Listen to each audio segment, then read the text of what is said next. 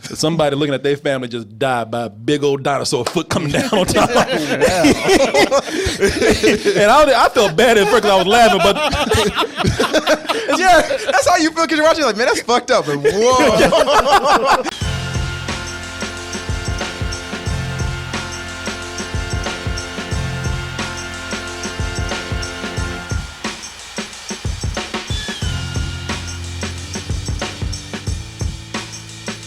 on dtmerch.com, the Cosmic Danielle shirt.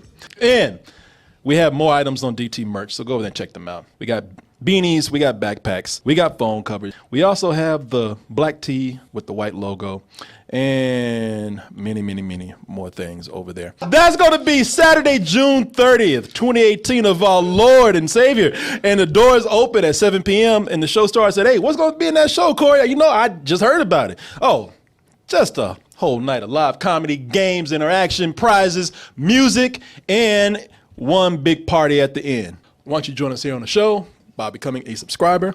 And you know how to do that. You can go in, you got a credit card or something to help support all this entertainment that's coming your way. But the way I recommend is to use your Amazon account and use our Amazon Pay button, combine those two things, put your username in there, put your password in there, press send. Oh my God, Martin. Did I just feel that toasty goodness all over my body? I think you did. I think I did. Pacific Rim Uprising. And with this this movie here, it's a sequel to, of course, Pacific Rim. I remember Martin and I were not crazy about this movie, Sure. but a lot of people loved this movie. A lot of people got riled up because you had not only robots beating the shit out of each other in there, but you had Idris Elba and a speech. Idris Elba was out there getting people all riled up, telling them, hey, fuck that apocalypse. They ain't coming around here. Take that shit on somewhere else. All these monsters and shit. No, hell no. Y'all canceling all that shit today. Today we face the monsters that are at our door and bring the fight to them. Today we are canceling the apocalypse. Yes! And celebrate our Yes. independence. Yeah, exactly. We would not go quietly into that night. You know, in this movie right here, he gave that speech, adopted a little Asian girl, did all that stuff, and never mentioned that he had a little son. Yeah, right? he even died trying to avoid that child support. It's a heroic sacrifice. And I don't have to pay child support. I don't even think he's dead because he was doing all that fake coughing, bending around, putting ketchup packages up to his nose, acting like he got nosebleeds and shit. No, man, all this time and all that whole movie, all these years, never mentioned that he actually had not some little Asian boy he adopted, but a biological black son out there. This Negro, with his trifling ass, was trying like hell, went to another portal and dimension to avoid having to pay that child support. Pacific Rim Uprising. In this one, we do find out that there was a little Pentecost out there. Jake, he needed his daddy around because this boy's gone wild. Like he fought monsters, he got in those giant robots, rolled those around, and then decided, well, you know what? All right, I'm done my time. Let me go and do a life of crime. I want to be a bum. All right. I want to Scavenger. not even like a proper criminal, not doing good heist and shit. No, he wants to scavenge. Almost getting a bullet in his ass for scavenging. Turns out that during this time, it's been years since the kaiju, as we remember from the last movie, where they are the giant creatures that came out from another dimension and tried to take over planet Earth, just tear it up. But now that they've defeated them, they got bones lying everywhere, got rusty-ass robots just leaning on buildings everywhere, and they say, yeah, you know, it's cool. Let's just clean this mess up, because those kaiju, they ain't coming back. But little did they know that the aliens who were responsible for the kaiju, you can't turn your back on these motherfuckers. They've been planning the whole time. They even told them, yeah, we be back. The precursors. Yeah. Oh no, you beat us. Yeah. We're just gonna go away. We just give us some time. We'll be back. And we, humans, we're so full of ourselves. We're so prideful. Like, yeah, take that shit on somewhere else. Got your ass whooped. You wanted again? That's what I thought. Yeah, take your ass on somewhere. But they've been planning the whole time. And this time, now that they're back, I don't want to say how, but they're coming back and they learned a few things. They didn't try to do it the old kaiju way. They watched the human beings and said, all right, you know what? I see how y'all are. I'm going to fight y'all on your own terms. I'm going to do what y'all do. Out here, these goddamn robots. All right. See how you like it when we get some too. Let's go ahead and take a look at this trailer for Pacific Rim Uprising, and we'll be back with our review.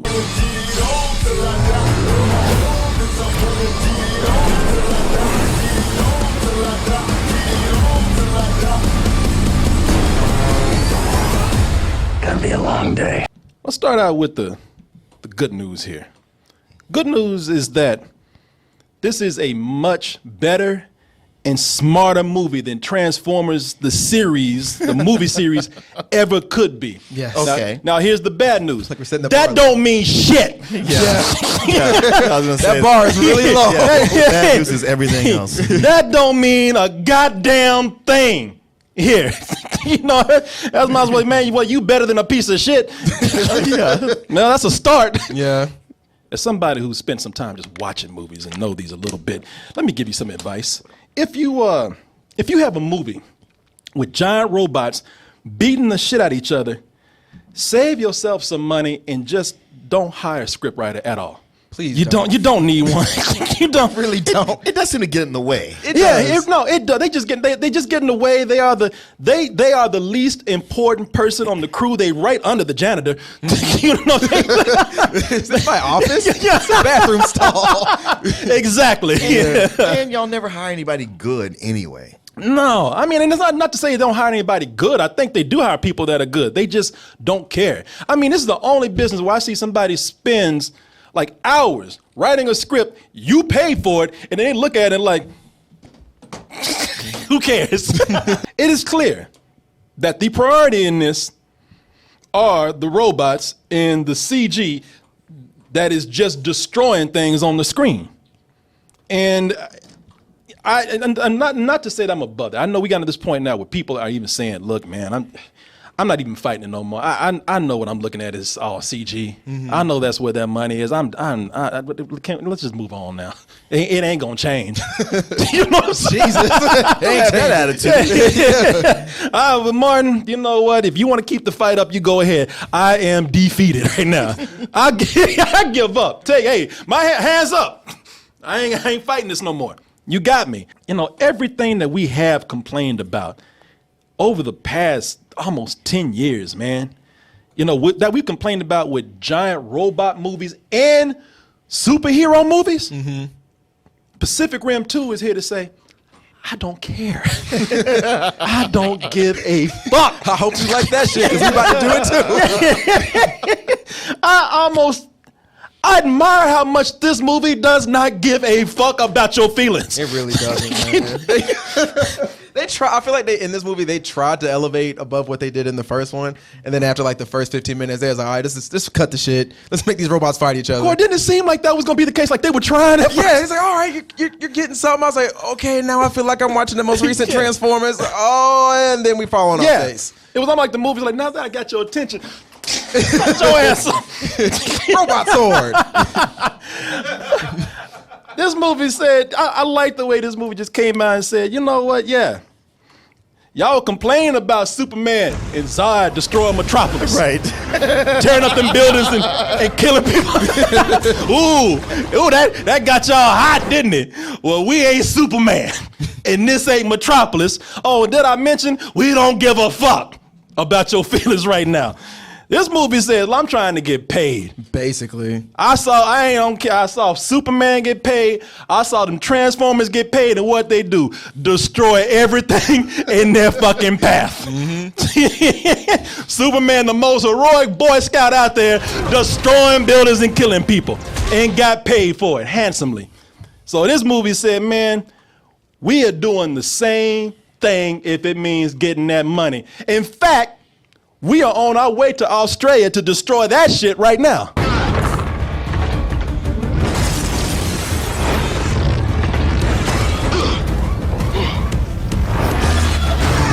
Now, see, that pisses me off right there. That does? That does. And let me tell you why. People, if you were listening, allow me to tell you what we are looking at right now.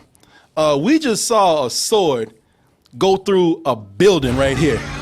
And what pisses me off about that is that these robots have been out in the middle of this street. They've been throwing each other into these buildings at about 1 o'clock noon lunchtime. Yeah. When people at work, they've been slicing these buildings up. You know, they've been crushing people. They've been cutting people up into pieces. And what they do here for this scene right here, they just want to make the audience know that it's okay because you know what? Inside those buildings, these people, they know how to get out the way. It's just missing everybody. Yeah, they just missing everybody. I loved in one of the biggest battles, some voiceover comes and go like, "Oh, we evacuated the city. Keep going. Keep going." Like, no, y'all didn't. I saw somebody get 10 minutes ago, you evacuated Shanghai? Are you serious? Yeah. You know, this was like a wrestling match. The city's evacuated. Let's get ready to rumble! And you know what? I even look at this because these are some of the most athletic office workers I've ever seen right here. They are nimble. They must got a gym in that building right there. It's like HR training. I think they're used to this kind of thing happening. Yeah. Yo, when you see robots, just know how to duck and move. I'm looking at it right there. You know, it's it's the whole thing of, we know people have been saying like, come on, man, when we see y'all tearing up the city like this, we know it's a movie, but be a little sensitive or acknowledge something, because after they kill all these people in Australia, you don't hear a word about how they came in and just tore that up. Nope. And all the collateral damage that was done afterwards. Mm-hmm. They don't mention it. No, I'm sorry. No, there's one person that we've been keeping up with in the movie, a character that has a name in the credits, and their helicopter goes down. And after they killed all these people, after they've destroyed all these buildings, the character who was responsible for that sees that one helicopter go down. And he's like, "Oh no! Oh my God! Human life!" I'm like, if y'all would have just let this dude get his objective, like the casualties would have been so much lower. Yeah. And when he's running down the street, wouldn't those streets just be flowing with blood? Oh, blood, there would have been limbs everywhere. You know, dogs and cats would have been, homeless people would have been all out in the street just squished. Mm-hmm. I will say this, though. It's not like they don't. It's not like they don't show people dying. And, you know, let me get that. Let me give the movie, the credit where it's due. Yeah. You know, they have scenes, you know, you got that one dude, like when you said that, evacuate the city. They did make sure that one guy missed that door. A piece of parking lot came down here. Yeah. I mean, they locked his ass out too. Well, and they also made sure to show like the people who are piloting the Jaegers, they go out of their way to save people who have names in this movie. Who have names, yeah. If you don't, kiss your ass goodbye. Yup. There is one scene where it's supposed to be it's supposed to be sympathetic, but it's funny as hell. Yeah. Somebody looking at their family just died by a big old dinosaur foot coming down on top. And I felt bad at first because I was laughing, but yeah, that's how you feel because you're watching. Like, man, that's fucked up. But whoa. I love it that they do have those scenes where they tell everybody to evacuate the city, and you can't blame them, but it's just. It's just, you know, it's a major city. You can't get everybody out of there. No, you cannot. But they don't want you to complain, because they got a scene where they going to Tokyo and they say, man, you better get those people out of there because we about to tear this motherfucker up. Yeah. And they go into Tokyo and they tear that town up. They just destroy that city, man. There is no Tokyo. No, they start picking up and throwing buildings at the monsters. Oh yeah, that's even a point. John Boyeg is like, hey man, I'm out of buildings. I'm out of buildings. I'm out of buildings. like he was playing with Legos. I ain't got no more blocks, man. You know, with this, it's like, all right, we'll go about this. Like, all right, we make sure we got these people in a safe spot. But I was like, didn't we just see a monster come from that spot? So like, if they're going here, like, all those people are dead. Yeah. Yeah, I guess they're just going to stop the monster or something. We're gonna storm in this mountain. Now the mountain's destroyed. Like, no, don't do that. I'm just fascinated by all these people who, knowing that there's monsters out there attacking the world, are still going to work. Yeah, Yeah. And they keep coming to the same cities. Like, I mean, no disrespect, move. Yeah. If there was ever a time to be a hippie out in the woods, it's doing Pacific Rim. Pacific Rim 3 should just have everybody living in log cabins in the middle of the woods somewhere. Just let these monsters just have these skyscrapers. I mean, you're going to get up at 6 in the morning and put on your suit and tie and hard shoes and go into your dead-end job knowing that you're going to die any minute when there's monsters walking around. Well, Martin, you got good training, you know? Like these people right here, these nimble office workers right here. I know I sound highfalutin right now. I know I sound like a critique. I know that I sound like nitpicky. I know I sound like an old man who don't know how to have fun. Fuck you. I'm gonna tell you something right now. I'm the biggest nerds with these kind of robots. I love Transformers, the motion picture. I grew up on some of the nerdiest things. I grew up watching anime. I'm talking about anime with robots. You watch anime with robots, I don't care how deep that story is, they gonna tear shit up. I watched Robotech when I was a kid. I love Robotech. Robotech tears shit up every week, and I loved it. This is one of my favorite series ever. I accept this movie for what it is. I can sit up here and watch, you know, I'm not the person you think I am. I can watch these robots beat the shit out of each other all day. My problem with the movie is that I never thought I'd say this, but story is getting in the way. It is. Something vicious. You're like, all right, you got this battle going on, and then we got to talk about this dumb shit. You're like, why? I just want to see these robots kill these monsters real quick. And then Jet. That's what's surprising to me, because seeing the trailer here, I remember being like, I'm a little bit excited because the fights are happening in the daytime where we can see them. There's such a variety of robots, and it looks like it's just going to go for it with a lot of gonzo fighting most of the time. And really, there's not as much as you would think, because the story gets in the way. See, Martin, you can't even stop. The story can't even come out of your throat right now regarding this movie right here. Yeah, it's too much of the story. And I mean, if they got a good enough story, hey, it's a great thing to hang all the action on. But what story they got is everybody else's story. It's pieced together from all these other things. It's a mess. It's a mess. The problem is when you try to put in too much story, you shouldn't do that when it's clear that that is not your priority. Right. You know, I mean, to put in something to connect stuff, but when you're trying to sit up here and be ambitious and have these backstories, these subplots, these twists, and you don't care? Well, they had to find a way to crowbar all that Chinese in there, you know. Man, don't even get me started. They're so like, listen, we got giant robots. All we got to do is set this in all over Asia. We're going to make money. I was going to talk about the characters later, but Korey Goodwin brings up a great point. And Korey, he's been to China, so he knows what he's talking about. But there are so many. That's one of the things that's a problem, is that they're trying to like appease another country. I thought we were done trying to kiss China's ass with these movies. But there are so many Chinese people in this movie who barely have a name. Just so when Chinese people watch the movie over in China and they see them come on screen, they'd be like, represent. We here. You know, we made it. These Chinese people are just there to be there. They're in a locker room or a barracks. They crack a joke or they try, and I feel bad for them because they try to milk every little bit of dialogue that they have. They do. Because they have nothing to do. Yeah, and they have a specific one, a specific Chinese character that only speaks in Chinese for majority of the film. So you're just like, y'all, okay. They put these people who barely have a name in this movie, they put them in there so these people right here, so when it gets over to China, those scenes that we didn't see, they're going to be blown up. They're going to be on the poster this big, and John Boyeg is going to be the size of a stamp. It becomes so jumbled and incoherent to the point where I don't know what's happening. They try to, like, again, put these surprise things, and I'm not going to tell you what they are, but, you know, one of the things... You'll guess them, don't worry. Yeah, you'll see them coming. From a mile away. No, actually, you won't, because you won't know what the fuck is happening. I was watching this like the aliens in here.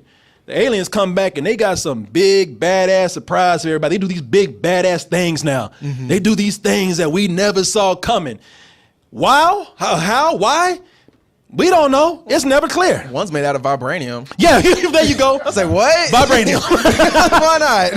And it would still make more sense than what they got in. If Black Panther walked out of one of these giant ass robots, it would make more sense than what we have right here.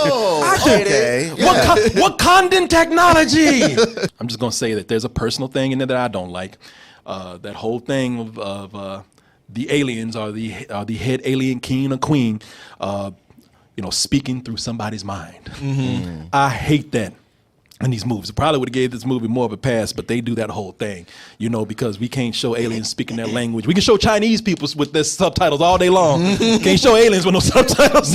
Not today. No, they have to speak through a character's mind, so we can see that, so that star can be seen in the movie. Release me. No, that's all right. We good. It's what's that? What you gonna say? Oh, I thought you were gonna say something. That's and I will tell you this. I like one of the things I think that they do better. I like the characters more in this movie than I did the last one. Mm-hmm. Because in the last one, I don't think the characters were that strong. I'll tell you about that in a little bit. Even Charlie Day. Martin made a great point saying Charlie Day just brought awkward humor to the movie. Not because it was him. They just kind of let him ad-lib and gave him the comic relief role. Yeah, him and the other guy whose name I can never His name remember. is Gottlieb, the character's name. Right. And Charlie Day, in this movie, he comes on, he's doing his thing, but he's a little bit pulled back. Thank God. It was like, chill, Charlie, chill. Well, that's the thing. Chill out, Charlie. I thought watching it, I was like, wow, I hated him in the first movie, but he might be my favorite thing in this new one, up to a point. Until there was a point where it did a major shift. Oh, where I went like, okay, I'm sorry, I forget I said that. Until the two things that happened. One I can't really say, but the other thing is he was going fine when he wasn't around his boy. Yeah. But then when they got the comedy duo back together, Oh Lord, with that Abbott and Costello back again. with that Abbott and Costello, that spastic ad-libbing routine they got, they back on the road again. Thank you, Newton. I'd hug you if I didn't have a rule about public displays of affection. It's fine. Okay, all right. If you're done groping me, let's take care of the Jones, right? All right. Hey, they'll be at the Velveeta room this Friday. The person I can really complain about is Scott Eastwood. Poor Scott Eastwood, man. Scott Eastwood, he's like a Ken doll version of Clint Eastwood. He really is, man. He looks like his dad when his dad was younger, just like him. He looks a lot like when he was younger, and there's moments in here when he's trying to be tough, and he talks like him. And I was like, is this because you were raised that way, or are you just trying to be your dad? Because it's really not working. No, and it's too bad your dad never had this curse. But people, sometimes I believe it now. When I hear somebody talking about this face, this handsome faces, sometimes it's a curse. I mean, get your humble bragging ass on away from me, pretty motherfucking. But him. That face really is a curse. He's always cast as the handsome dude And who soldiers don't for some reason. Yeah, and a soldier who has nothing to do but stand there and look pretty. Yeah. The world's least effective, or least scary soldier. Yeah. It's like Clint Eastwood had a thing going with Ryan Seacrest or something. And it's sad because he's not a bad actor, I don't think. I mean, not that you've seen him do much, but you couldn't tell from this. Yeah, you couldn't tell. I mean, you can't tell from anything. I felt like he wasn't, but then I would listen to the dialogue he had to say. I'm like, well, not a lot of people could do much with this. He doesn't have anything to do. That face is a curse. They really tell him. The script even says, stand there, look pretty. And he Shut up. Yeah, he keeps getting cast in these roles that are he's 5th or 6th down the line. Because in Suicide Squad he was in there being a soldier that just around, and then the same thing here. Fast and Furious. He's got a name. He is Scott Eastwood. He's a Eastwood. Yeah. When you in a movie like Suicide Squad where you are cast behind soldier number 2. We all know John Boyeg. There's a reason why they call him Mini D. I think. Yeah, I do. Call him that. And it's not because he got a small dick. Everybody call him Mini Denzel. And I'm sorry, but you can't help but see him. It's a compliment because when you see him in these movies, you can't help but see him channeling. I'm not saying he studied Denzel, but he really does have the screen presence. And almost like in his own British fashion. Well, he's got his face. He's got his face. Yeah. He has his face, man. And he has the demeanor almost. And he's almost like a British Denzel. And the girl who's in... maybe I'm just looking at Denzel a little too much. I know you want to see this, and you see Denzel on him in the face, and your brain is synthesizing that. But if you really would have really watch this again, which there's no way you're gonna do. Oh, that's not happening. But if you really analyze it, you'd be like, huh. I know. It's not really there. I'm kind of making it seem like I know. it's Even there. John Boyeg is like, brother, stop. I will never be Denzel. Just stop. Don't let me be John. Please. But I will say that he is very charismatic, and he's in this movie with this little girl. Let me see what this little girl's name is. Her name is Kaylee Spanny. That's not her Star Wars name. From Transformers? No, she's not. No. She's in Sicario too. Yeah. Oh, Martin, that's a white girl. That girl, I don't know, was a little Latina girl. You all fucked up with this. Her face has dirt on it all the time. Both junkyard traders. Yeah. Yo, that's what I'm sorry. That's what it was, because she was the same character. Yeah, like they introduced kind of a Bumblebee-esque character in this movie with her scrapper Jaeger. Yeah, they do. It's funny. I showed Martin that picture of the little white girl. Martin like, wasn't she Shuri in Black Panther? Sure, Martin. Yeah, that was her. And I think this girl was actually supposed to play an Asian character too, because her character's name is Amari Namani. Right. Amari Namani. It's just like, I kept sounds wondering more about African than anything. Yeah, I don't know. Maybe, like I said, maybe she was a Star Wars character or something. I don't know. But her and John Boyega, they actually are good together. I mean, I wish they had better dialogue and more to do. But again, credit where credit is due. They actually have some good scenes together because they work well together. Their chemistry is almost instant. Did that haircut just call you Pentecost? As in badass stacker Pentecost? Pilot of Coyote Tango, hero of basically the whole world? It's just a name. Yeah, really cool name. He's like, damn, how come I always end up with white girls I can't hook up with? Right, I mean, Amari. The movie, because it's one of those movies where ending, we ain't gotta have no ending, because we got a sequel coming. Y'all know y'all want some more of this good shit right here. So just roll the credits. That's it. We'll be back. And they are so sure that they are going to continue with the Pacific Rim 3. And hey, and if this is a hit, that's fine. But y'all could at least give us a proper ending. Be a little bit humble. You know what I mean? Be humble. What's that? They didn't even try to be humble. No, not at all. It really was. The cast is coming out and be like, see you next year. That again is a story fault, because at that point they're not even trying to write an ending for this. It's just like, hey, we blew shit up and we blew the last thing up. If they I'm not gonna say what it is or who it was or whatever, but they literally blow the last obstacle or thing up that they need to do, and the credits roll. Yeah. I'm not exaggerating right here. And it's almost like they stopped so fast that John Boyega came out and a little sting and said, wait, hold on. Well, I got one more line. Am I lying? I don't want to say if his character survives at the end, but yeah, there's things that happen and you're just like, all right, you guys are just, I feel like they're kind of cornering themselves. Like, if this doesn't do well, people are going to criticize them and be like, they're like the Mummy. But like, I got a feeling this is going to do gangbusters in Asia. So like, they know them bucks is coming in. So they kind of know they the gonna make that sequel. money. But Yeah. There's always that one guy, I know it's more, but there's always that one guy who says, man, I don't care what you say. I just came to see robots beat the shit out of each other. I just want to see robots fighting. If you're that guy or that girl, dog, cat, whatever you are, this is it. That's all you care about. That's what you get here. The robots are the star. The CG is the star. Don't come in here complaining about, man, this was just CG just being thrown at the screen. That's what they were going for. They know that. When I said that this is better than a Transformers movie, I wasn't just making a joke. I really did kind of mean that, because the fighting here is clear. The fighting actually looks cool, and it's not as messy as in something in Transformers. It doesn't look like junkyards fighting each other. They're distinct colors. Yeah, you can tell who is who.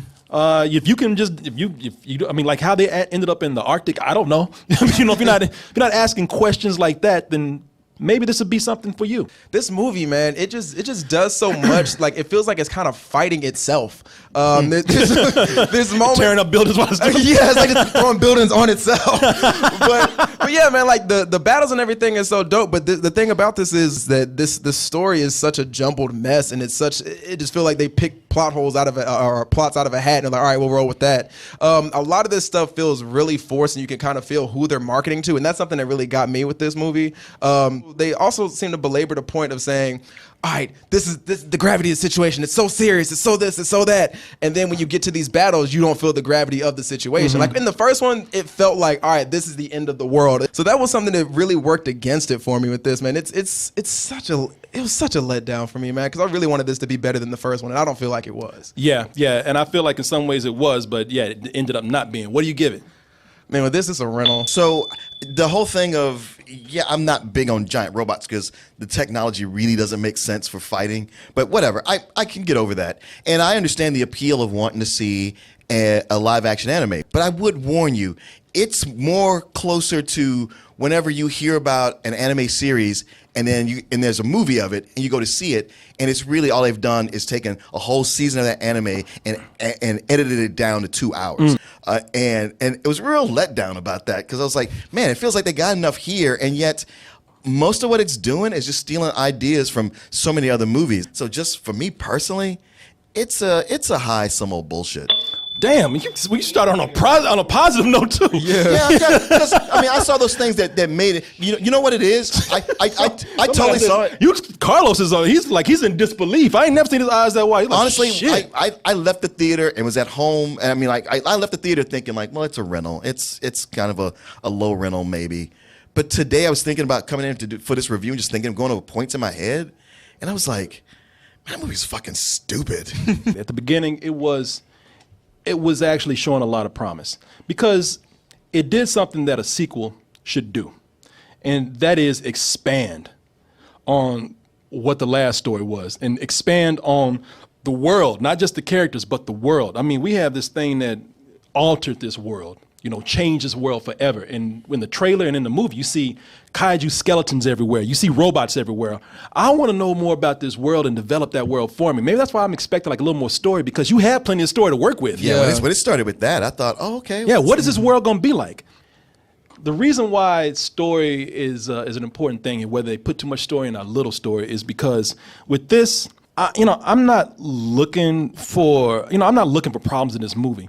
But the difference between a script that's a low priority, because that's the thing here, the script is just an excuse. A script that is an excuse is one that is just nonsensical, because they just keep introducing these nonsensical story elements just because they get them and they just want to cram them in any kind of way possible. And without telling anything about these characters or this world that they're in. So that's the disappointing thing. That's why I think that I'm kind of like not giving this a pass so much on this just being a big robot beat 'em up. But like I said, I saw things in there I had fun with. It wasn't a complete loss for me. I do understand the audience that it's for. And for that, almost just on artistry alone and visuals, I will give it a pass and give it a low rental.